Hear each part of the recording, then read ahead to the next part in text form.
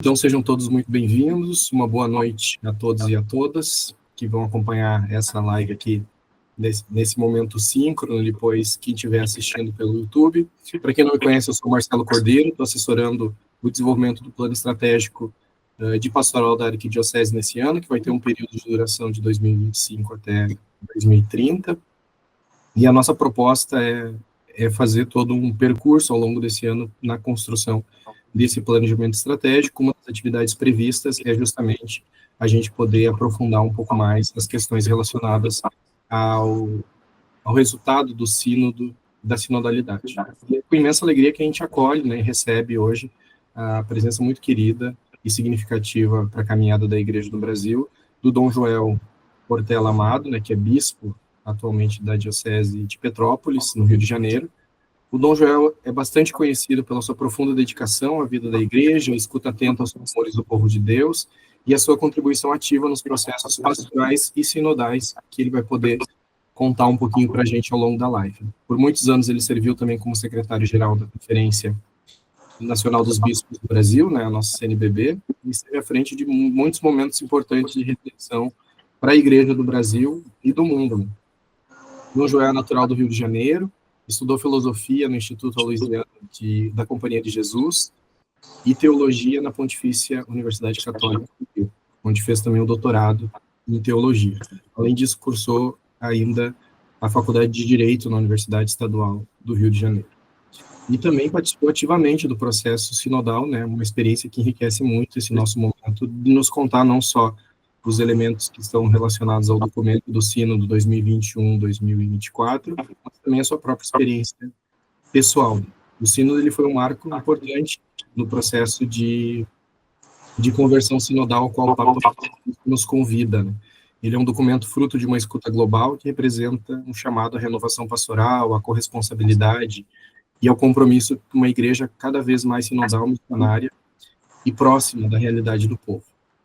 Como nos lembra o próprio texto de abertura do sino, de chamada, né, do sino, apresentação, o caminho sinodal da Igreja, animado também pelo desejo de prosseguir o caminho rumo à unidade plena e visível dos cristãos, precisa que as palavras partilhadas sejam acompanhadas de fatos. Essa afirmação nos convida a passar da escuta à ação e da intenção à transformação, da reflexão ao compromisso concreto de uma igreja viva, profética e servidora. E antes de passar diretamente para a nossa live, para o nosso convidado, Dom Joel, eu queria convidar o nosso pastor, né, o arcebispo da Arquidiocese de Palmas, Dom Pedro Brito Guimarães, para conduzir o momento de acolhida e de oração desse nosso evento. Então, Dom Pedro, com muita alegria, a gente recebe a sua generosa palavra nesse momento. Obrigado, Marcelo, obrigado, Dom Joel e todos os participantes dessa live, que foi muito querida, muito programada. Nós estamos num processo de preparação da nossa Assembleia e foi propósito nosso não passar sem estudar os documentos da Igreja, porque são eles que dizem, que afirmam, que certificam, que fundamentam a nossa ação pastoral. Nós não somos uma ilha, nós somos uma igreja interligada a outras igrejas e precisamos um pouco ouvir esses gritos, esses clamores. Eu queria realmente dizer que a minha alegria, eu também fiz parte do Sínodo da Amazônia, sei o que significa no meu currículo, trago essa memória.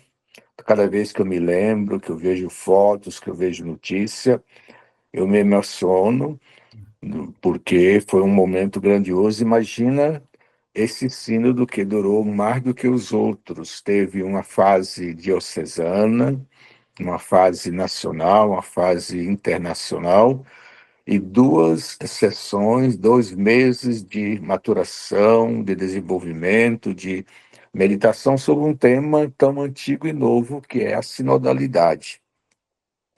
E eu estou muito feliz de estar aqui com o texto, documento final nas minhas mãos. Para quem não conhece, para quem já tem acesso, muito feliz com esse documento em mão. E me vem em memória aquelas comunidades, aqueles grupos em torno de uma mesa redonda. Eu até copio isso de vez em quando, até nos retiros eu faço um momento de partilha também, nosso retiro também foi assim. Acho que vai se tornar uma prática a gente se encontrar como igreja sinodal de comunhão, participação e missão. Eu queria enfatizar duas coisas que o Papa diz na introdução desse documento, que serve de referência para nós bebermos dessa fonte. Ele diz, a certa altura, que esse documento faz parte do magistério, do seu magistério, faz parte do ensinamento da Igreja. Para quem tem dúvida, não foi o Papa que escreveu, mas está na sua presidência, ele preside o sínodo, está presente, e a carne, a reflexão, o discernimento é feito de forma partilhada, mas ele assumiu como seu. O que está aqui nesse documento, depois Dom Joel pode confirmar, é o exercício partilhado do ministério petrino, né? Então é bom que a gente saiba disso. Nós estamos na barca de Pedro. Essa live hoje à noite é para confirmar isso. A igreja não é um gueto, a igreja é uma comunhão que tem o sucessor de Pedro como referência. E ele disse também, para nossa alegria, que esse documento, esse magistério petrino, ele deve se encarnar na realidade. São as dioceses, são as igrejas locais que devem praticar. A Igreja Universal participa quando nós praticamos isso. Essas duas verdades eu queria deixar registradas nesse início. Gostei muito do documento, quando eu li, fiquei muito feliz. Eu queria já pedir que nós escrevêssemos aí, o Marcelo e todos nós, essas conversões que o documento traz. São três, basicamente. Se uma é importante na quaresma, o tempo da conversão, eis o tempo da conversão, dia da salvação, imagine três conversões. As conversões relacionais, das nossas relações. Nós não temos nenhum conflito assim, de pé de guerra entre nós, graças a Deus. Nós somos uma igreja bastante comprometida, mas a gente sabe que por trás tem gente que está colocando fogo no barquinho, impostando outras coisas que não são verdade, que não são do ensinamento da igreja, e começa a aparecer os pródigos, os legendários e companhia por aí, que era uma igreja paralela à medida do sua cabeça. Então, conversão das relações, a gente se relacionar maduro, tem muito tóxico em relações políticas, sociais e econômicas. A conversão dos processos, acho que é importante isso para nós. Nós estamos num processo de conversão, sentando juntos, ouvindo, rezando, ouvindo o Espírito, para que o processo de evangelização, o processo de trabalhar junto, de produzir esse documento, o processo de caminhar junto, seja um processo de conversão também. Que ninguém se adiante, que ninguém seja o máximo, que ninguém seja o chefe dos outros, mas que haja um respeito, uma reciprocidade e um caminhar junto. E, finalmente, a conversão dos vínculos. Gostei muito também dessa terceira conversão. Então, o documento traz, e, sobretudo, a base dos textos bíblicos. Começa com essa afirmação, com ela eu termino a minha parte, diz assim, que a igreja, vou pegar aqui direitinho para a igreja, diz o Papa aqui na introdução, cada novo passo da vida da igreja é um regresso à fonte. Gostei muito de cada capítulo, é um dos evangelhos da ressurreição, da aparição da ressurreição. Sobretudo do primado de Pedro, da pesca milagrosa, mas também da aparição. Me parece que esse elemento é um elemento fundamental. Nós estamos a poucos dias do mistério pascal, da Semana Santa. A Semana Santa, Jesus, desde o começo, desde quando ele falou, as 3 vezes que ele falou da morte dele, ele sempre deu 3 impostações. A morte de Cristo sempre é tríptica. Primeiro ele fala que o Filho do Homem vai viver a paixão, ele vai ser sepultado, morto, sepultado, mas vai ressuscitar. E crer na ressurreição é o passo final da nossa vida. Eu sempre digo isso, que eu não sei o que vai ser depois que eu ressuscitar. Eu quero ressuscitar. Porque até que eu esteja aqui, eu sei que eu vou morrer, eu sei que vai acontecer alguma coisa, mas depois da ressurreição, o que é que eu vou fazer? Viver a minha vida plena em Deus. Mas não tem um outro passo, não tem mais um outro elemento. É ali que a gente fixa o pé. Então, que a gente reze nessa noite por essa live, que fique marcada, para a gente tirar elementos fundamentais, como eu estou tirando, para o nosso projeto de evangelização. É impossível, nós demoramos exatamente para que esse documento saísse. Nós vamos estudar o documento do coração de Jesus, já estudamos o documento da campanha da fraternidade, vamos estudar as diretrizes, aí nós temos o instrumental teórico para pensar a nossa evangelização. Iniciemos então em nome do Pai, e do Filho e do Espírito Santo. Amém. Vinde, Espírito Santo, enchei os corações dos vossos fiéis e acendei neles o fogo do vosso amor, enviai o vosso Espírito e tudo será criado, e renovareis a face da terra.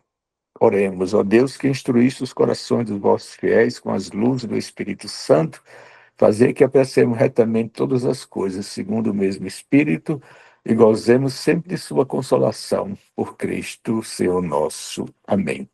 Glória ao Pai, e ao Filho e ao Espírito Santo, como era no princípio, agora e sempre. Amém. Glória ao Pai, e ao Filho e ao Espírito Santo, como era no princípio, agora e sempre. Amém.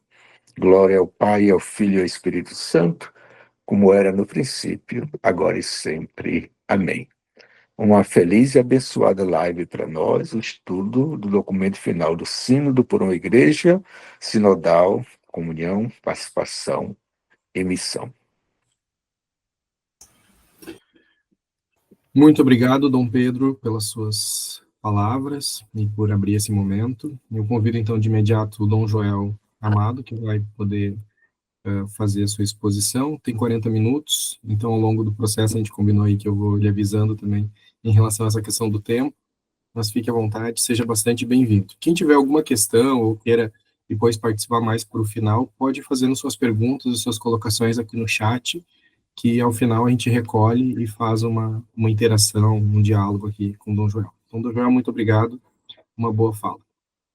Obrigado, Marcelo. Agradeço a sua acolhida, agradeço a Dom Pedro também, irmão, amigo, companheiro de tantas caminhadas, né, Dom Pedro?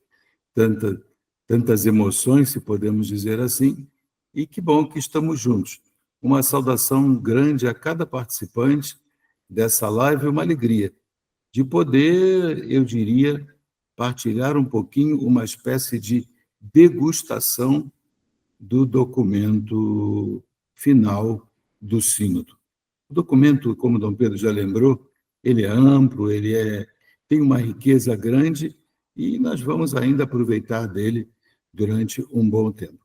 Se vocês me permitem, eu vou tentar compartilhar aqui o PowerPoint.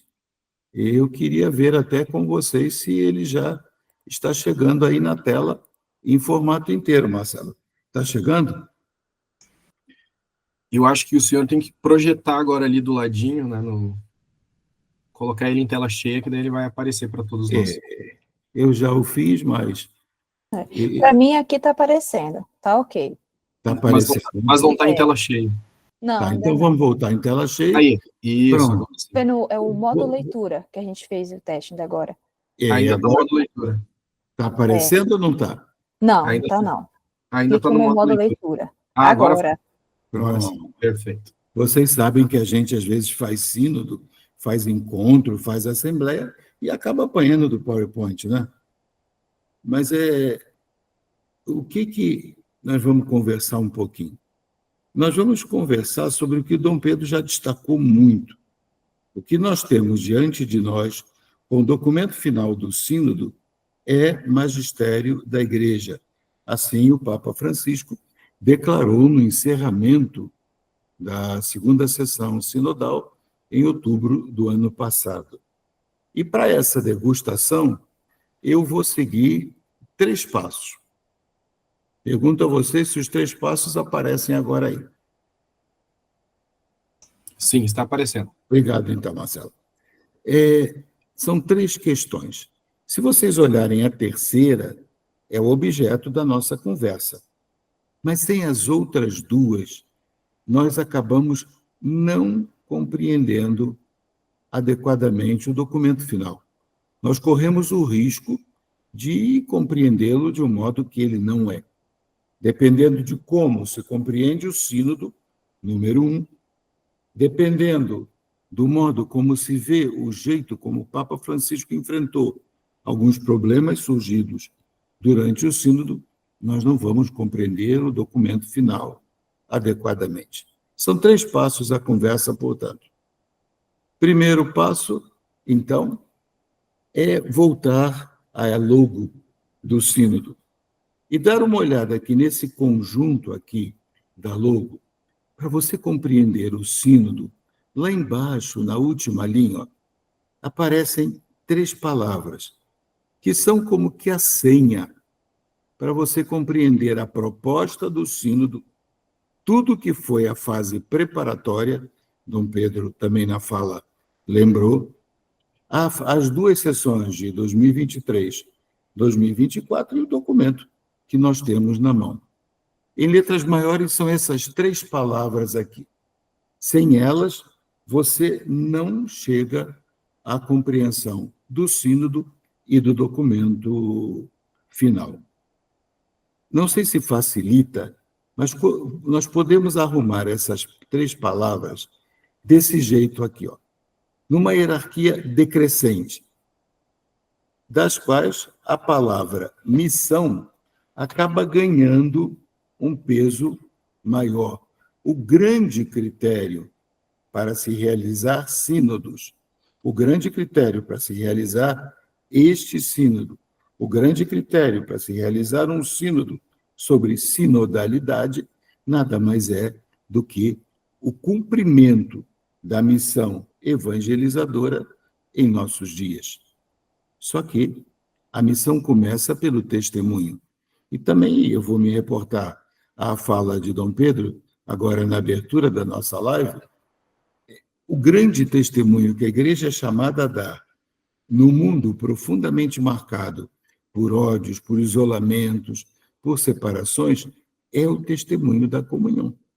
Portanto, missão e comunhão, elas se articulam profundamente, mas comunhão é a consciência hoje nossa, ela é medida, não só, mas medida em muitas situações pela participação. Portanto, são 3 conceitos que estão muito juntos entre si. Missão, comunhão e participação. Missão dá como que o tom, a comunhão é a condição para que aconteça e a participação é o critério para se aferir todo o resto. Se nós, por acaso, tentarmos cortar da vida, da ação evangelizadora da Igreja, missão, comunhão, participação, o que nós vamos gerar é uma igreja descomprometida com a vida, porque uma igreja que não é missionária é uma igreja comprometida com a morte. A igreja é, de novo, Dom Pedro, eu vou usar muito a sua fala, mas quando o Senhor nos prepara para a Semana Santa, que já começa no próximo domingo, é o nosso grande compromisso com a ressurreição. Os textos do documento final são textos de ressurreição. É o grande compromisso com a vida. Não anunciar a vida não é neutralidade, é se comprometer com a morte.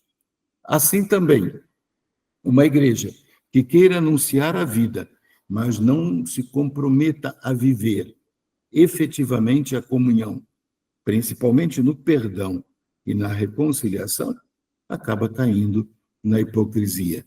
E a participação, sem a comunhão, e sem o compromisso pela missão, ela acaba sendo uma luta por poder. Com isso, nós temos 3 palavras: missão, comunhão, participação. Dessas 3, o destaque desse sínodo foi, sem dúvida, a participação. Foi ela que, de algum modo, deu o tom para todo o sínodo, orientou reflexões, surgimento de dificuldades, enfrentamento de dificuldades. Se me permitem, eu diria, é a palavra nova nesse conjunto das 3. E o que nós entendemos por participação? Quando ela vai ao destaque, nós entendemos esses 4 pontos que funcionam, me permitam usar essa imagem, como os 4 pés de uma mesa. Se você tira um deles, você vai fazer com que a mesa caia. Participação para o sínodo e para a igreja como um todo implica a corresponsabilidade missionária de todos os batizados e batizadas. Na fase preparatória, quanto se falou sobre isso? Quanto se falou sobre a riqueza, a importância do batismo e a necessidade de se tomar consciência disso. E uma consciência que seja missionária. Pelo fato de ser batizado, de ser batizada, eu sou chamado ao anúncio, à vivência e ao anúncio do Evangelho. E esse anúncio do Evangelho, número 2, ele se dá por ações missionárias, ações catequéticas, por pastorais e tudo aquilo que nós somos chamados a viver. Mas também, e aí começamos a entrar mais especificamente na questão do sínodo, na gestão da vida da comunidade. Quem coordena, afinal de contas, a vida da comunidade? Como compreender o papel do presbítero, o papel do padre e a sua relação com os conselhos, conselho principalmente de pastoral e de administração? E também uma igreja em que a participação se manifesta através de ministérios, inúmeros serviços, a expressão dons, carismas, serviços e ministérios. Tudo isso aqui é condição de participação. Disso, se me permitem, eu lembro o Papa Francisco com 3 destaques. Nós conhecemos a pedagogia do Papa Francisco. Na pedagogia dele, além de gestos fortes, ele tem expressões fortes. E a primeira delas é a insistência imensa na escuta. Não há sinodalidade se não pararmos para nos escutar uns aos outros.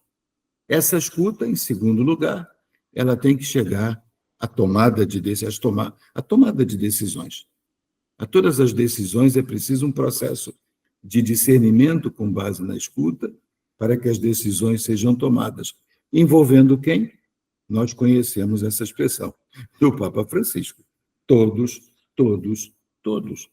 Portanto, essa é a grande ideia da participação. Só que, de repente, quando passa o nosso amigo ali, que eu acho que vocês viram passar o nosso amigo aqui, o que acontece quando o pecado entra na vida da igreja? Separa a participação e emerge o que, na linguagem do sínodo, se convencionou chamar de clericalismo. É ele que acaba atrapalhando a sinodalidade, é ele que acaba atrapalhando a participação. Cuidado aqui agora, muito cuidado.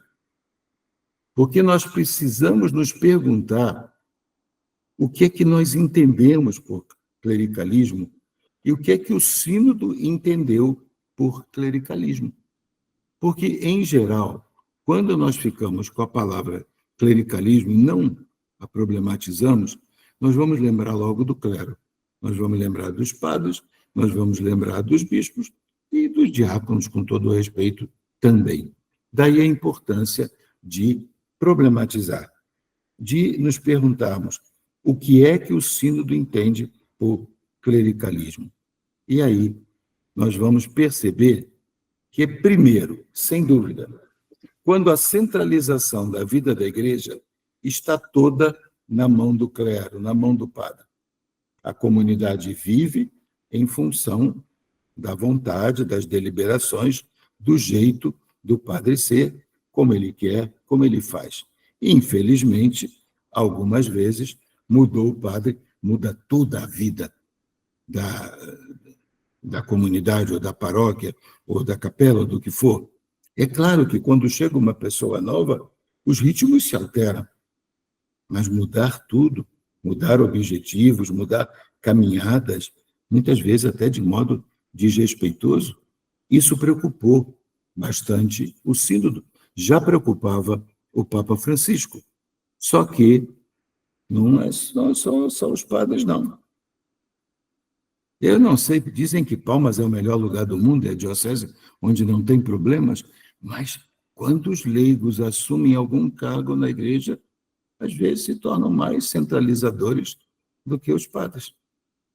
E isso faz com que se acabe pensando a participação como aquele cabo de guerra em que puxa de um lado, puxa do outro, puxa do lado do clero, puxa do lado do laicato. O grande problema está aqui, ó. Quando você fala em clericalismo, e você começa a estabelecer a seguinte pergunta: o clero ou o laicato? O padre ou o leigo e a leiga? O erro está na pergunta. Porque o grande desafio do evangelho, vamos jogar isso fora, o grande desafio do evangelho é o E. O sínodo não pensou a chave clero ou leigo, mas o sínodo procurou pensar como, em vista da missão, é possível estabelecer relações, percursos, itinerários de comunhão entre clero e, está aí o E bem grandão, clero e laicato. Esse foi o grande desafio. Não como alguns pensavam, é a igreja dos padres, agora vai ser a igreja do povo, é a igreja do povo, é a igreja dos padres. Não, é a igreja dos dois. E muitas vezes, quando nós colocamos a questão, nós nos esquecemos de um detalhe nessa imagem aqui. Esse detalhe aqui, ó. Se você parar para olhar na logo do sínodo, você tem um pouco de tudo aquilo que é a riqueza da igreja.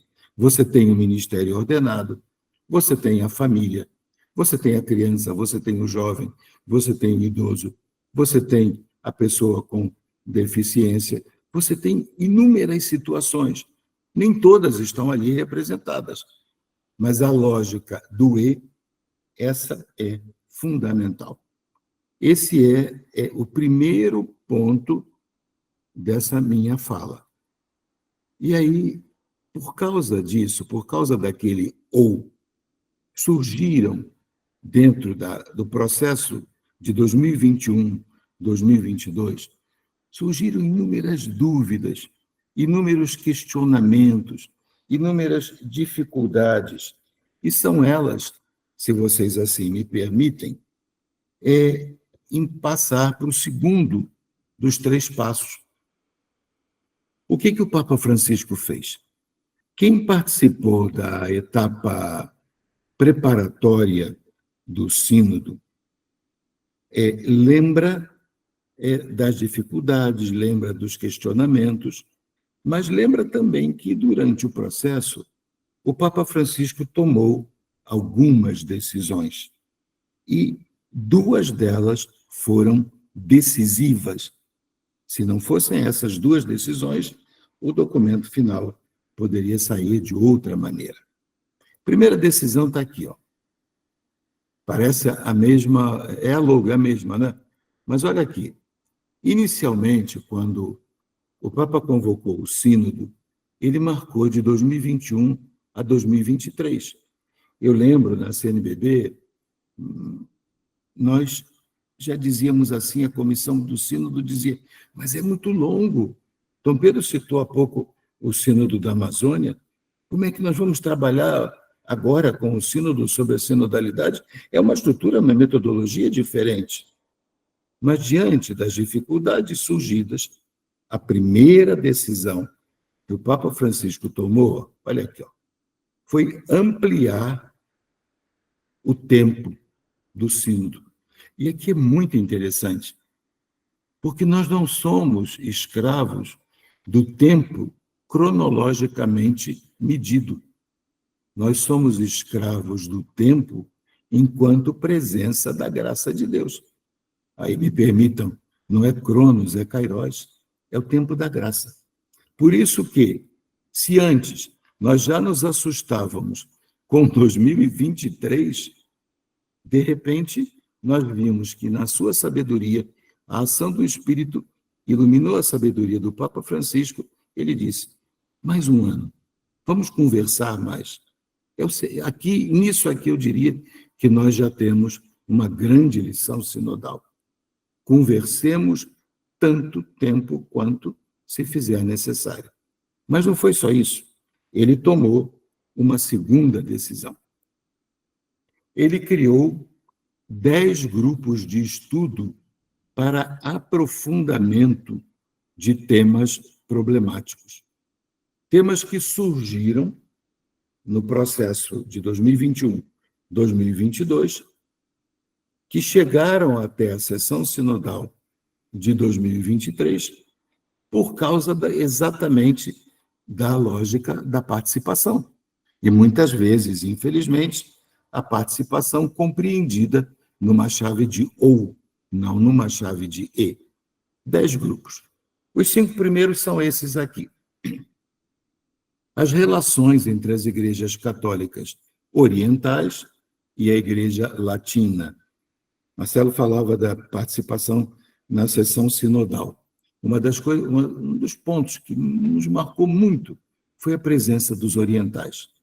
Um jeito diferente de ver as coisas, um jeito diferente de viver a fé, um jeito diferente de interagir com os problemas.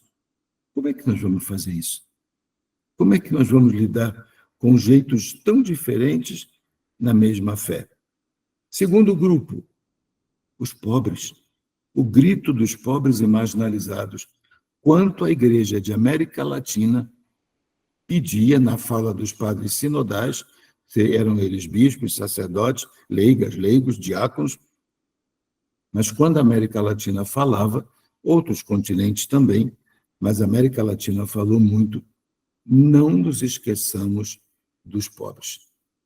Não é possível pensar participação sem pensar os pobres. Terceiro, Papa Francisco indicou também a questão do ambiente digital, que não é uma questão de tecnologia, é uma questão de mudança de mentalidade. Quarto, os padres. A formação, as relações que os padres estabelecem com as comunidades e com a diocese também. Se falou muito nisso, o sentido de diocesaneidade. Existe um documento de 2016, Ratio Fundamentalis Institutiones Sacerdotales, que indica como deve ser a formação dos futuros padres. Mas o mundo inteiro pediu mais. Pediu que se reveja o que lá está e se aprofunde. Quinto, questão que a grande imprensa divulgou tanto, o papel da mulher na igreja, de modo especial a questão dos ministérios. E vocês sabem o que se falou de ordenação também. O Papa, em lugar de deixar isso ao sínodo, atribuiu a um grupo de estudos. Sexto, a vida consagrada de antiga fundação, as irmãs, os frades que nós conhecemos e os movimentos eclesiais. Vocês podem se perguntar por que não aparece aí a expressão novas comunidades, porque é um fato brasileiro. Europa e América do Norte, mesmo América de língua hispânica, conhece mais os movimentos eclesiais. Mas você pode ler ali no número 6, Vida Consagrada, Movimentos Eclesiais e Novas Comunidades. 7, cuidado aí, Dom Pedro, agora nós dois. Os bispos. Pensar os critérios para selecionar os candidatos, as visitas que, mais ou menos, a cada 5 anos, os bispos têm que fazer ao Papa, e a função judicial do bispo, porque, em alguns momentos, o bispo julga algumas situações na vida da diocese, como ele deve exercê-la. 8, o papel dos núncios, o trabalho das nunciaturas, escutando as dioceses, e muito ligado ao item 7. 9, esse 9 é bastante delicado. Questões doutrinárias, pastorais e éticas controversas, no sentido de se perguntar o seguinte: será que alguma coisa que é costume num povo, que é costume numa cultura, que é costume numa região, passa a se tornar certa, correta, por ser um costume? Como é que se dialoga fé e cultura? Nós vamos ver esse número 9 se desdobrar daqui a pouquinho, acho que já no próximo slide. 10º, o diálogo ecumênico. Havia representantes de algumas igrejas evangélicas, alguns irmãos cristãos, fizemos um momento bonito, muito bonito, de oração na Praça do Martírio de São Pedro, e é preciso, quando se fala em comunhão, estabelecer, incrementar, avançar no diálogo com os irmãos que, não sendo católicos, são cristãos. 10. Só que depois surgiram mais 2 comissões. A primeira, que houve uma insistência muito grande de que se faça uma revisão do Código de Direito Canônico. O Código é de 1983, e nós sabemos que o mundo, de 83 para cá, o mundo mudou muito. Mas deem uma olhadinha no número 12. É o problema da África. A África, o tempo todo, os representantes sinodais de África, o tempo todo diziam: o que fazemos com a poligamia? Um homem e várias esposas, não poliandria. Uma mulher e vários maridos. Era um homem e várias mulheres. Tem inúmeras questões aí. Há, não da parte da igreja, mas há quem diga o seguinte: se é cultural, lembra do número 9 ali? Ó? Olha lá o número 9 lá. Questões doutrinárias, pastorais e éticas controversas. Se é uma questão cultural, para ele está bom, o evangelho pode aceitar. E não é assim, né? Não é porque a maioria das pessoas considera correto que, em nome do evangelho e do Deus da vida, nós vamos considerar correto. Por isso, há uma comissão, de modo especial, com bispos, padres, leigos da África, para estudar essa questão que é muito séria. Bastante. Há inúmeros detalhes, só isso daria para conversarmos bastante. Terceiro e último ponto, aí sim, agora eu tomo a liberdade de entrar um pouquinho só no documento final. Dom Pedro já o mostrou, já está lá na mão dele, lido, relido, mas nós podemos olhar esse documento e encontrar algumas chaves de leitura para ele. Portanto, quando nós o abrimos, como todo documento, ele tem uma moldura em que ele apresenta o grande tema e resume tudo ao final. Mas, para nós, o interessante são os 5 capítulos. E em cada um deles, você tem isso aí. O primeiro capítulo é central, você não pode ir aos outros sem você passar pelo primeiro capítulo, que é que nós entendemos por sinodalidade. É uma palavra nova e com compreensões diversificadas. Então, é preciso compreender o que, no magistério da Igreja, construído na medida em que o Santo Padre assume como magistério seu, magistério da Igreja, o documento final, o documento conclusivo. Então, ali é que se tem clareza do que seja a sinodalidade. Segundo capítulo, como se dá a relação dos ministérios ordenados com os diversos carismas e a linguagem do Sínodo chamou de ministérios batismais, serviços oficiais reconhecidos pela Igreja que emergem do batismo. Dá para perceber o que falava antes, aquele conflito entre clero e laicato? Mas isso é medido, capítulo 3, na participação.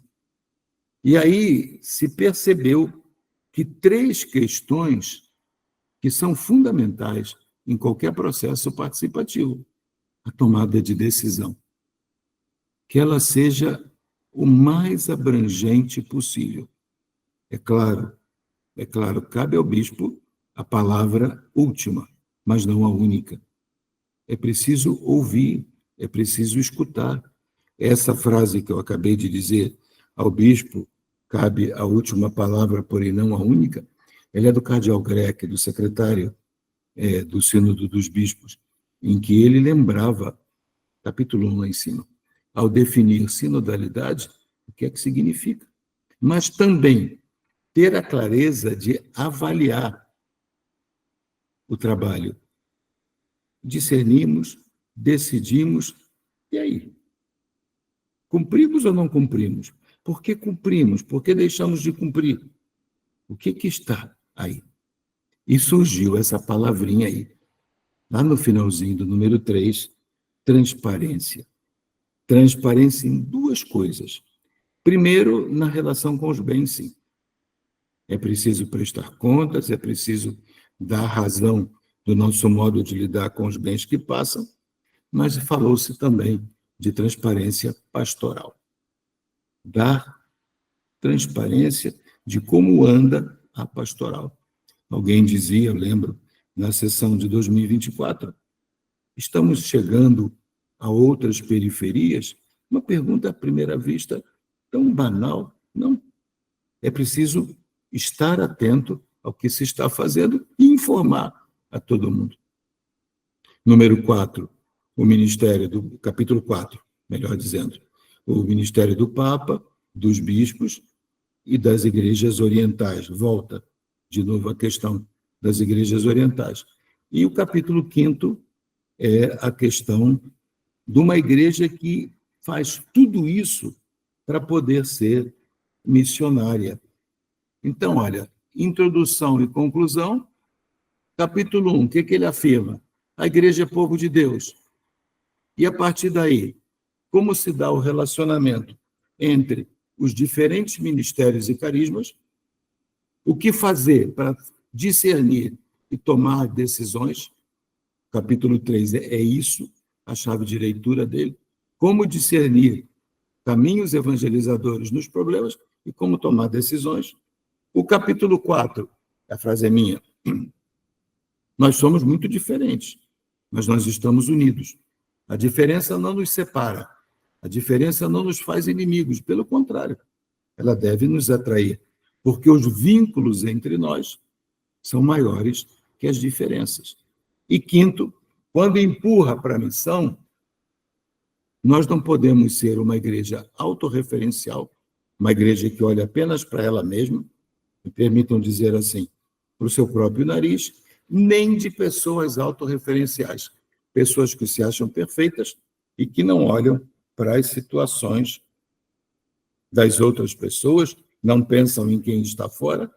Há muita gente nas nossas igrejas, mas é preciso ir ao encontro dos outros.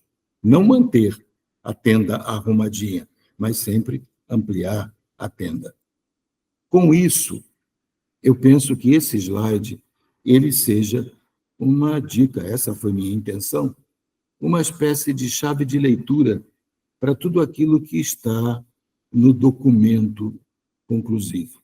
Ali dentro nós vamos encontrar intuições ou inspirações e nós vamos encontrar indicações específicas. Nas intuições e inspirações, é aquilo que o Sínodo diz assim, olha, temos uma ideia, continuemos caminhando, amadurecendo. Não são coisas para serem feitas agora, mas para nortearem o nosso caminhar. E no caso das indicações específicas, Essas sim, vamos aplicar já agora. Quais são, então, as intuições e inspirações? Primeira delas, por que eu estou repetindo? Porque o mundo de hoje precisa ouvir cada vez mais a questão da comunhão. Porque a comunhão é, para a igreja, condição de credibilidade. Como é que nós queremos anunciar o evangelho da vida e da paz se estamos divididos entre nós? Se estamos rachados entre nós? Se alguém vai para as redes sociais para falar mal do outro, para criticar, e ainda dizendo que está orientando? Pelo amor de Deus, a comunhão é o primeiro critério, ela é que julga todos os demais. Agora, a comunhão, ela precisa sempre se atualizar, senão vai ser, desculpe, o exemplo meio ecológico, o cachorro em volta do rabo. É o mesmo, ele faz uma força imensa, mas é ele e ele só. A comunhão o tempo todo precisa ser instrumento de revisão. A comunhão sempre exige proximidade. Em nossos dias, a comunhão vai exigir, então, guarda bem essas 3 palavras: acolhida, escuta e participação. Então, é a grande ideia de uma igreja comunhão. E não existem razões para não acolher o diferente e nem escutar as outras pessoas. É preciso sempre escutar mais. Cuidado agora com o número 8. Na participação, eu vou ler devagarzinho, mesmo que a hora estoure. O consenso supera o voto. Às vezes a gente faz uma assembleia e diz assim: temos que tomar uma decisão, vamos votar. Ok.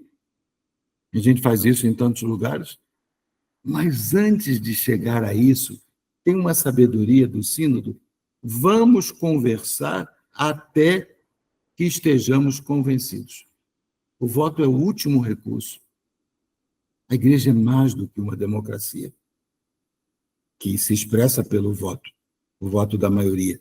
A igreja é comunhão, a igreja é sinodalidade. Portanto, as decisões precisam ser trabalhadas por consenso. Por isso, o Papa Francisco falou, sem medo de passar de 2023 para 2024. E o clero, número 9, é aquela velha ideia. O ministério ordenado é o carisma da comunhão dos carismas. Ele não substitui os outros carismas, mas ele os estimula e cria comunhão entre eles. E quem são eles? Número 10, são os diversos serviços e ministérios de acordo com a realidade local. Pode haver um ministério que atenda à realidade de Palmas, de vocês, e não atenda aqui a minha realidade de Petrópolis e vice-versa. E estamos no mesmo país. Ontem, numa reunião com pessoas de outros países daqui da América Latina, se dizia: o Brasil é um grande continente. Quanta coisa pode valer para um lugar e não para outro. Imagina isso em termos de mundo. E o Papa Francisco mostrou que não se pode fazer uma pastoral só de eventos. Os eventos têm que estar ligados entre si, estabelecendo processos de transformação para crescer na comunhão e na missão, e gerando, agora, presta atenção aqui, gerando estruturas. Portanto, essas são as inspirações, aquilo que a gente precisa discernir ao longo do tempo. E as indicações específicas? O que já é para fazer agora? Número 1, uma igreja plural, pluralidade de configurações. Tem gente que quer a igreja de um jeito só. Quando nós somos uma igreja com muitos rostos, com muitos jeitos de ser. Não sei se o exemplo é bom. Há pessoas que gostam de bater a palma na missa, há pessoas que gostam do silêncio. O exemplo pode não ser o melhor, mas é preciso uma igreja com configurações plurais, com uma variedade de expressões. A escuta de pessoas, olha como volta a isso. Na gestão, na tomada de decisões, o discernimento não pode mais ser uma coisa tão rápida, tão corrida, tão automática. Nós já podemos pensar em ministérios e serviços que atendam às necessidades locais.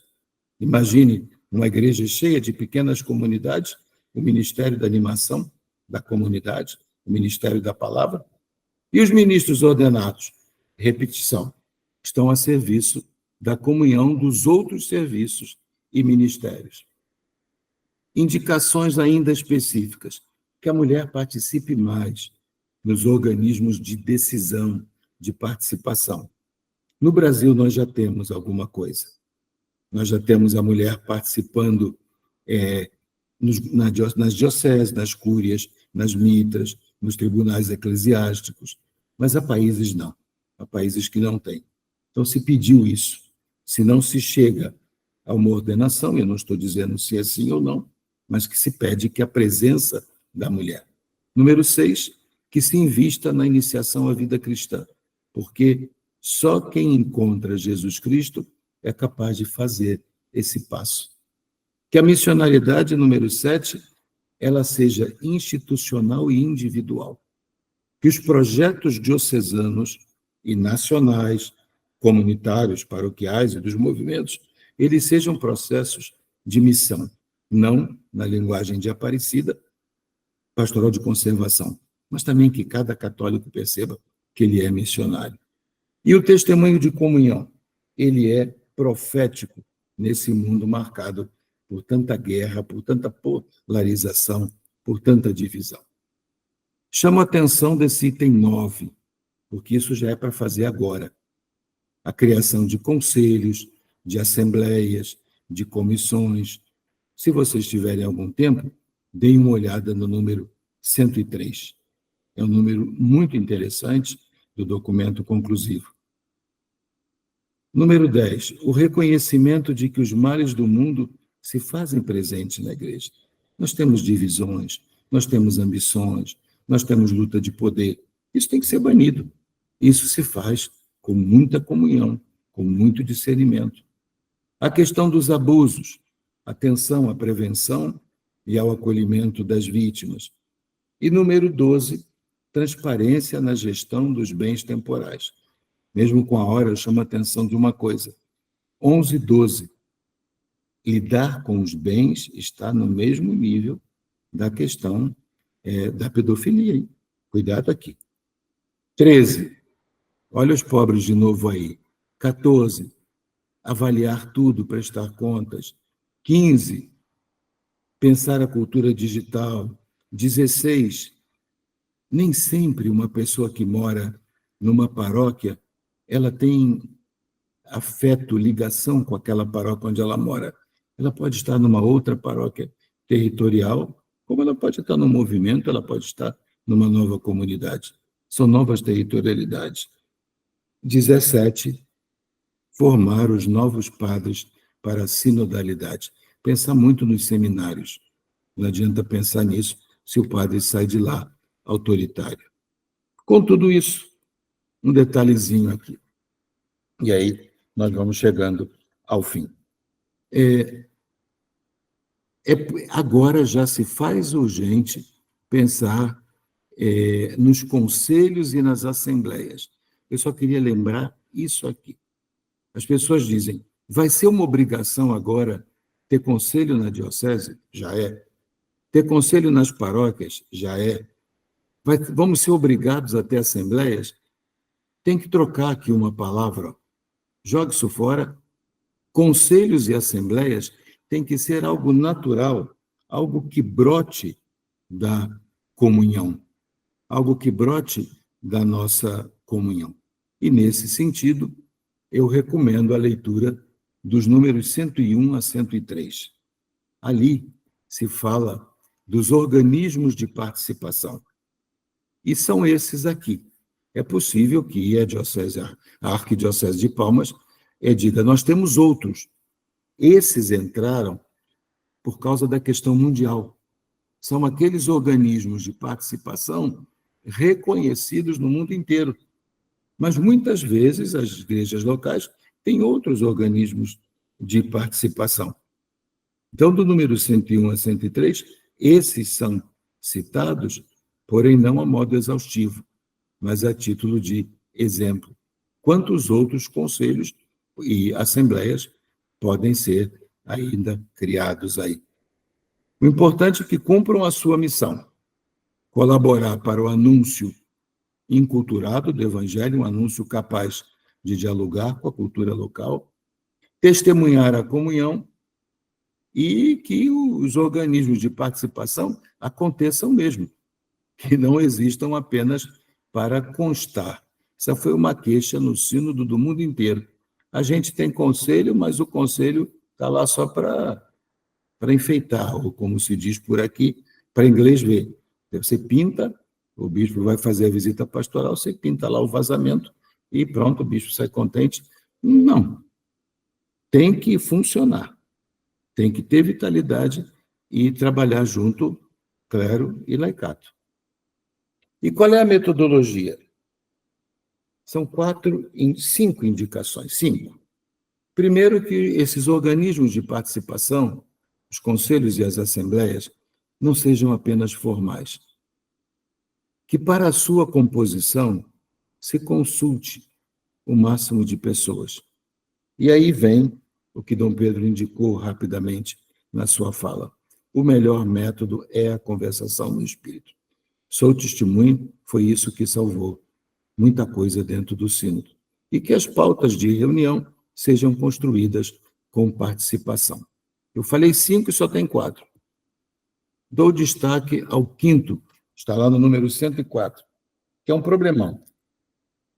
Porque ali fala que nesses organismos tem que ter gente de outras religiões, gente que não crê em Deus, tem que ter os pobres. Aqui tem que ter a lei do bom senso, tem que valer. Porque nem todo mundo para todos os lugares. É diferente num conselho que vai discernir questões delicadíssimas, pessoas que estão chegando agora. Um neófito, alguém que está ainda na dinâmica catecumenal, ele é escutado, mas ele é escutado num peso diferenciado. Sua voz é ouvida, é considerada, porque Deus fala por quem ele quer falar.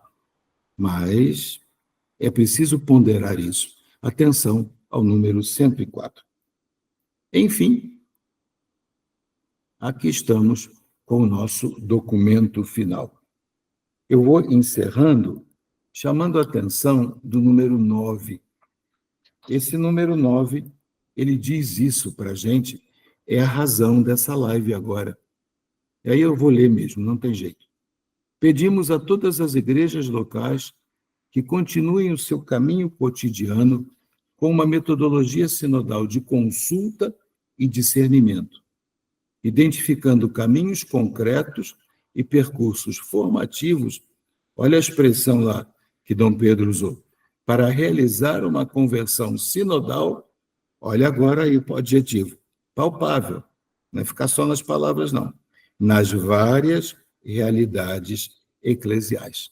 Em resumo, 3 palavrinhas para a conversão sinodal: proximidade, escuta e diálogo.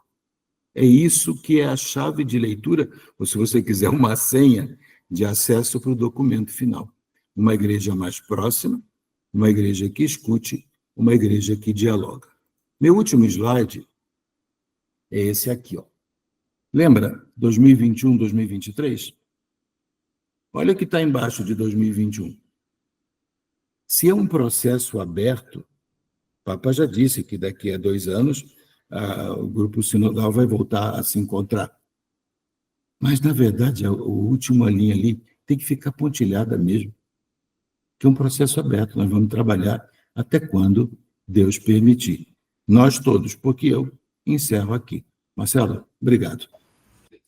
Muito obrigado, Dom Joel. Uma alegria sua apresentação. De fato, trouxe muitas luzes, muita inspiração para o nosso diálogo. Então, a palavra está aberta. Quem quiser fazer alguma pergunta pode utilizar o chat também, ou pode abrir o microfone aqui. Para começar um pouco a nossa conversa aqui, a gente já está, 21 horas, eu sei que o pessoal está preocupado com as questões do tempo sempre, mas para aproveitar esse momento que a gente está partilhando, eu queria fazer uma pergunta que pudesse também inspirar a gente nessa perspectiva, né? A gente vive num tempo de muito ruído, muita polarização, muita pressa, né? Em termos não só da sociedade, mas a gente vê isso refletido na igreja, né? Eu circulo e trabalho com congregações, com outras dioceses, também organismos da igreja. A gente vê como esse modelo de vida contaminou também todos esses espaços, né? Como que a gente consegue fazer, de fato, uma escuta que seja de verdade, uma escuta no espírito e uma escuta do espírito, né, nesse processo de construção sinodal dentro da igreja, quando a gente está muito focado nessa questão da celeridade, da resposta rápida, do feedback imediato, né, e também dentro dessa dimensão, né, da polarização, da pressa dentro da nossa realidade eclesial, que se opõe também, muitas vezes, aos seus tempos e movimentos, né, em relação àquilo que a sociedade capitalista vem pregando. Eu queria que pudesse explorar um pouquinho essa nossa capacidade ou incapacidade de construir momentos de escuta, né, e diálogo. Marcelo, eu vou tentar ser breve, porque eu já falei demais, ninguém me aguenta mais não. Mas olha só, primeira coisa, lembra que eu falei num dos slides? Quer dizer, o sínodo declarou o óbvio, mas o óbvio é o que a gente, às vezes... Os problemas do mundo estão dentro da igreja também. Então, tudo isso que você citou entra na igreja também, ou pela porta, ou pela janela, mas ele entra na igreja. Então, o que é ser profeta no mundo da pressa? É dizer não a ela. O que é ser profeta no mundo de resultados, de quantitativos? Eu vou falar uma maldade. No mundo de taxações. É dizer não. Você é meu irmão, você é minha irmã. Mesmo que aquele infeliz lá que publicou aquele negócio, aquele reel na internet, disse que não. Nós somos irmãos. Então, nós vamos parar e vamos nos contemplar uns aos outros. E aí, não é Dom Pedro, não é dar spoiler, não, mas as novas diretrizes vão insistir muito numa coisa, que se falou demais, o Brasil falou demais, lá no Sínodo Eufrônios, que falou muito, a questão das pequenas comunidades, Marcelo. É o convívio. A única coisa capaz de parar a correria é quando eu me encontro com alguém que é meu irmão, minha irmã, eu posso abraçar, eu posso estar junto, eu posso contemplar. E aí entra o peso da pequena comunidade. Excelente. Mais uma questão, acho que o pessoal, né, não está pensando ainda, elaborando as suas questões, mas de qualquer maneira eu faço uma última, assim, da minha parte, né, que eu gostaria que você comentasse numa perspectiva mais projetiva, né? A gente pode olhar para esse movimento que a igreja vem vivendo de sino, né, e tudo mais, e a gente sabe que a igreja tem uma história muito longa, né? Como que tu percebe, assim, o impacto desse movimento do sínodo nos próximos 10, 20 anos da igreja, né? A gente poderia fazer um paralelo ao próprio impacto que o Vaticano II teve, né, no último século, em relação não só à doutrina, como à prática da igreja. Como que o senhor visualiza essa questão desse movimento do sínodo mudando, transformando a nossa realidade e as nossas práticas do ponto de vista eclesial? Duas coisas também, Marcelo. Primeiro, aquele número lá que eu citava, lá o número 9, né? Vai depender muito das igrejas locais. Vai depender da capacidade de você pegar tudo isso, as intuições e as indicações, e como vocês estão fazendo. E aí eu vou me reportar à fala de Dom Pedro Brito no início da nossa live. A capacidade da gente colocar em prática. No final de 2024, lá em Roma, alguns jornalistas começaram a perguntar para nós o seguinte, já na última semana, que Roma estava se preparando para o jubileu, né? A Basílica de São Pedro estava muito bonita, e o pessoal dizia, já não é hora de acabar com isso aí, não. O sínodo já não deu o que tinha que dar, o sínodo já não cumpriu a sua finalidade, não é hora agora de passar para o jubileu? Não entendeu nada, Marcelo, não entendeu nada do sínodo, porque o sínodo, olha a palavra que o Papa Francisco diz, processo, é começar uma caminhada, e não uma sucessão de eventos, como se fosse uma gaveta. Uma coisa, depois outra, não, uma vai levando a outra, vai levando a outra. Até hoje nós temos riquezas que o Vaticano II, que você lembrou, ainda não foram exploradas. E já tem gente que quer voltar, que quer acabar com ele. E com o sínodo também. Agora, como Dom Pedro levantou a mão, eu fico quieto. Agora eu me recolho. Tenha medo de mim, nós somos amigos. Nós somos amigos de muitas datas e admiramos reciprocamente. Mas eu queria perguntar, Dom Joel, não só por mim, mas também para quem está participando e que vai participar dessa live, que talvez tenha passado despercebido, já chegou uma carta de indicação do caminho. Você acabou de dizer que o sínodo é um processo, não é um evento, não foi um evento.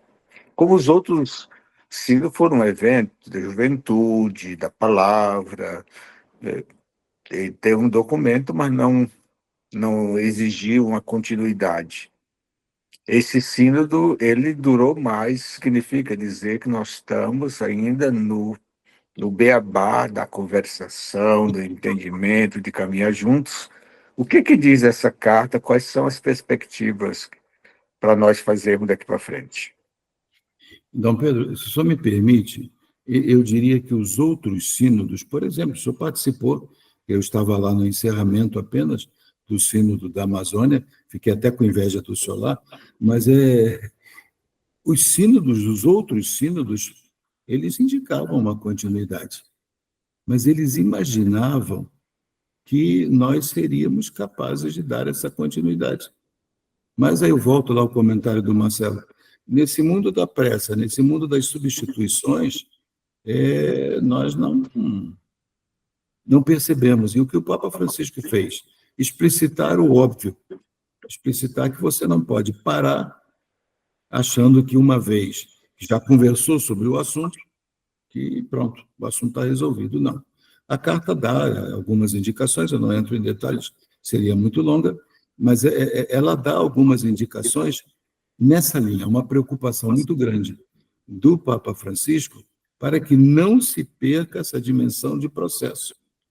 Porque lembra que no final do sínodo, algumas pessoas, até publicações, estou frustrado, eu queria que agora houvesse, sei lá, paramento listrado na igreja. Vou dar um exemplo bem piedoso. Para mim, não foi aprovado isso. Não é por aí. Não é por aí. Na verdade, é todo um processo, é toda uma caminhada de, acima de tudo, de escuta no espírito. Eu recomendaria que se olhasse por todos aqueles detalhes, as indicações das datas, o que cada diocese precisa fazer, e aguardamos que a conferência, a presidência da nossa conferência, nos diga, então, a comissão que vai trabalhar aquilo. Por isso também é que eu me atenho aqui. Excelente, Dom Joel. A gente tem ainda uma pergunta a Estéria levantou a mão, né? Vou passar a palavra para ela, e além disso tem um comentário aqui Por favor. Da Larissa. Você só não me deixa falar demais, você já viu que eu falo demais, né? Sim, isso é bom. Estéria, então, por favor, depois a gente pode passar para o comentário da Larissa. Boa noite a todos, a alegria ter Dom Joel conosco, né? Dom Joel, eu sou da Arquidiocese, mas também eu sou articulador de pastoral da CNBB Norte 3, trabalho com o Padre Odaí e Dom Pedro. Eu tenho um material, né, que esse material a Sônia entregou para a gente na reunião do colegiado, a gente já leu, né? Excelente da forma, né, pedagógica, como o senhor conduz esse processo, bem esclarecedor, bem didático, né, gratidão. Aí, assim, além disso que você colocou, como que nós, daqui da Arquidiocese, podemos seguir esse processo diante de tanto desafio, né? Porque acho que o sínodo nos aponta situações que é vivenciada em todas as igrejas, né? A questão da formação, essa questão dos ministérios ordenados, a questão da mulher, a questão da transparência. Aqui na nossa realidade nós temos muitos movimentos, comunidade de vida, né? Como trabalhar essa temática, né? Como a gente evoluir, como a gente trabalhar a sinodalidade e outros pontos. Então, o que você diria para nós da Igreja de Palmas? Quais são as suas indicativas para a gente? Picotou, quais são as suas? O que o senhor nos indica, quais suas orientações, que nos ajudam no sentido que nós estamos em processo sinodal, processo de construção da Assembleia, né? A partir desse escudo que você nos... Você mesma já respondeu. Processo. Veja, o grande segredo é que o processo ele não pode parar. Nós já fizemos uma assembleia, o processo foi a construção e a realização da assembleia. Não, a assembleia é uma etapazinha, olha, não estou diminuindo aí vocês, não, mas é uma etapazinha de um processo, eu vou usar a palavra, eu não estou encontrando outra, escatológico. Vai levar até a eternidade. Você citou aí algumas questões, daquelas que deram mais dificuldade no sínodo, quer dizer, e isso é questão para discernimento de longo tempo. Muitas vezes, conversando nos intervalos no sínodo, nós dizemos assim, nós somos como Moisés, preparamos o povo para entrar na terra prometida, mas pode ser que a nossa geração não veja. Mas o importante não é ver, o importante é estar caminhando. Então, a grande indicação que eu posso dar para a Arquidiocese de Palmas, como para aqui, para a Diocese de Petrópolis, é vamos continuar caminhando. A pior situação é o bezerro de ouro. É parar e dizer, chegamos, temos na mão todo o processo. Não temos. Vamos caminhando. Eu não sei se te respondo, mas para mim é uma resposta muito concreta aí. A Larissa pediu para que o senhor comentasse, Dom Joel, brevemente a questão sobre um dos pontos que o senhor levantou, que é a questão da atenção quanto à informalidade na proclamação do Evangelho. Eu falei isso? Informalidade? Eu acho que era a questão, na verdade, que o senhor mencionou ali, que o documento trata disso, né?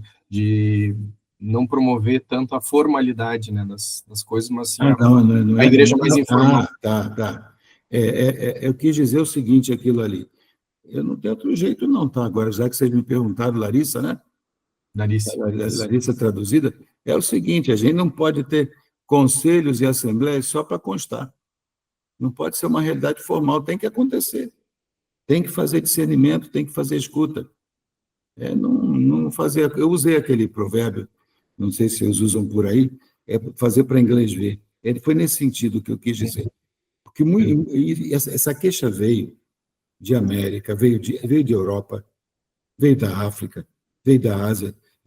É importante, se tem assembleia, o discernimento tem que ser feito. Mas o discernimento tem que ser feito não para dizer quem vai ganhar, qual é a facção que vai ganhar na assembleia. Quando você entra na assembleia desse jeito, você já acabou com a assembleia. É como é que juntos nós vamos encontrar a vontade do Espírito. Vamos ser capazes. Então, quando eu quis dizer uma existência meramente formal, só para constar, só para estar no papel, só para estar no relatório, mas na prática não realiza esse discernimento. Uhum. Perfeito. Uma última questão aí para a gente poder encerrar, o Mundico comentou a questão de como trabalhar essa questão da sinodalidade com o avanço do agronegócio, principalmente num território, né, numa região como o Tocantins. Olha, aí você vai perguntar para um carioca que agora subiu a montanha, eu já estive no Tocantins algumas vezes, mas não conheço tão de perto. Mas se você quiser um comentário carioca, como é que eu vou tentar a sinodalidade em situações de aguda violência da cidade do Rio de Janeiro, com crime organizado, ou como é que em Petrópolis eu vou lidar com os desastres socioambientais. É a mesma coisa. Cada realidade tem o seu desafio. Então, na pergunta já tem um valor. Se esse é o desafio de vocês, ô Mundico, se mantém nele. Esse é o de vocês, então é esse que tem que ser enfrentado. Como é que faz? Como é que a igreja indica? E aí virão as diretrizes aí. Se faz presente junto às pessoas, estabelece vínculos, estabelece relações de proximidade e de escuta. E vai tentando, dentro do possível, chegar e transformar. Agora, são essas três realidades. O agronegócio de vocês, o crime organizado das grandes cidades e do Brasil inteiro, né? E essa questão dos desastres socioambientais, Petrópolis está no topo, são desafios que a gente vai ter que vencer com proximidade. Eu acredito muito, como Dico e Marcelo, na experiência das pequenas comunidades.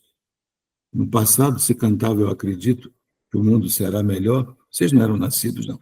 quando o menor que padece acreditar, quando a pequena comunidade acreditar na força dela. Valeu, Mandico, de nada. Abração. Muito bem, então, muito obrigado pelas suas colocações, Dom Joel, é bastante importante. Tem uma outra questão no chat, mas, dado o adiantado da hora, eu vou encerrando por aqui, agradeço, depois a gente pode encaminhar para o Dom Joel também essa outra questão, que trata da participação da juventude, imagino que há elementos aí já que falam um pouco sobre essa questão.